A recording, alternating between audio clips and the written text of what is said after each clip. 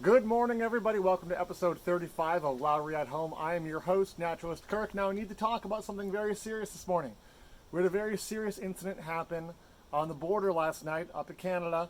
There was a breach of the Canadian Strategic Cold Air Reserve, and millions of gallons have spilled out. They are flowing over the state of Minnesota, bringing that cold air to us. We hope our friends in Canada can get a hold on this and get it contained soon so they can reserve their strategic reserve of cold air that they so desperately need up there and keep it from spilling into our pristine Minnesota environment.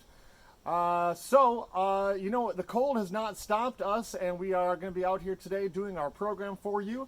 Today is What I Heard from the Bird Nerd, and Mr. Sweet has got a program for us all about some special animals. Take it away, Josh.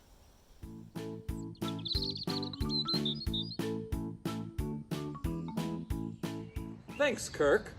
I'm Josh from the Lowry Nature Center. Welcome back to What I Heard from the Bird Nerd. This week, we've seen all sorts of new migrants that have been returning and have been spotted at the Lowry Nature Center.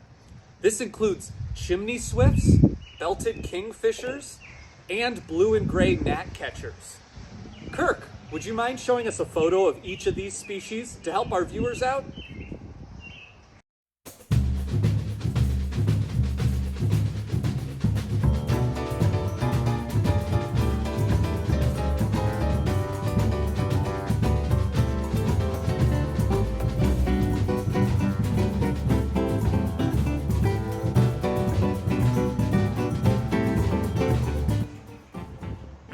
Thanks.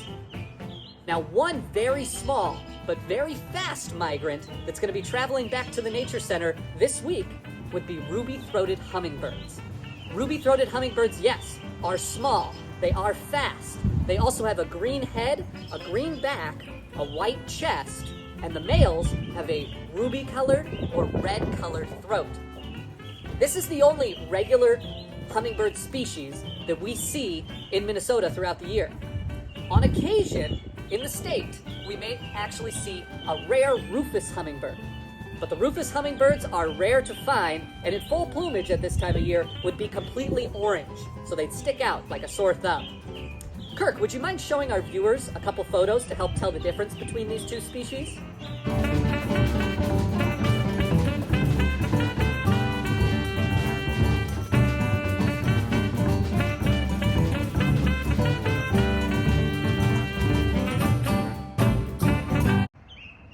Thanks.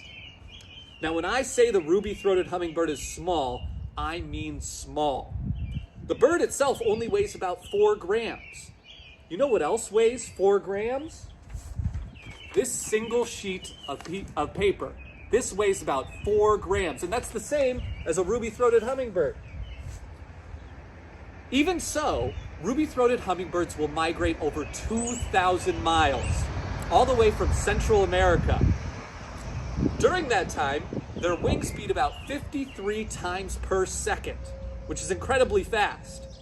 Their wingspan as a whole is about 3.5 inches, which is about as wide as this pack of fruit snacks. Speaking of fruit snacks, ruby-throated hummingbirds consume flower nectar. They can also consume homemade nectar if you know how to make it. All you need is a hummingbird feeder or another container to hold the homemade nectar in, 1 part sugar, 4 parts water. I'm going to show you how to make homemade nectar.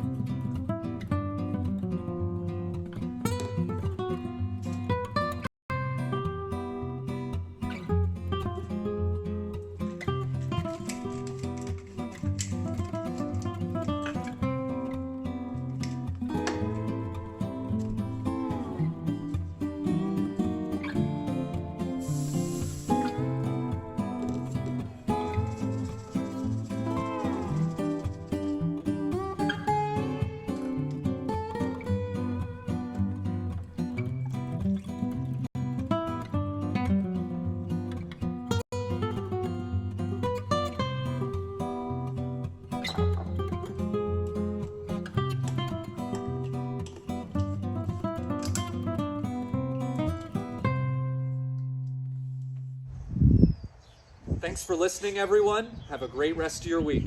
Back to you, Kirk. Well, that is it. That's all we have for today. Everyone, thank you so much for subscribing to our YouTube channel over the course of the week. We are not yet quite to our goal of 100 subscribers. So go ahead and hop down into the comment section here, and you'll find a link that will lead you to our YouTube channel so you can subscribe and find out all about all of our past episodes and other content we're going to be publishing there as well. So hope you'll do that. I hope you guys stay safe this weekend and stay warm, and on Monday. Thanks so much, everybody.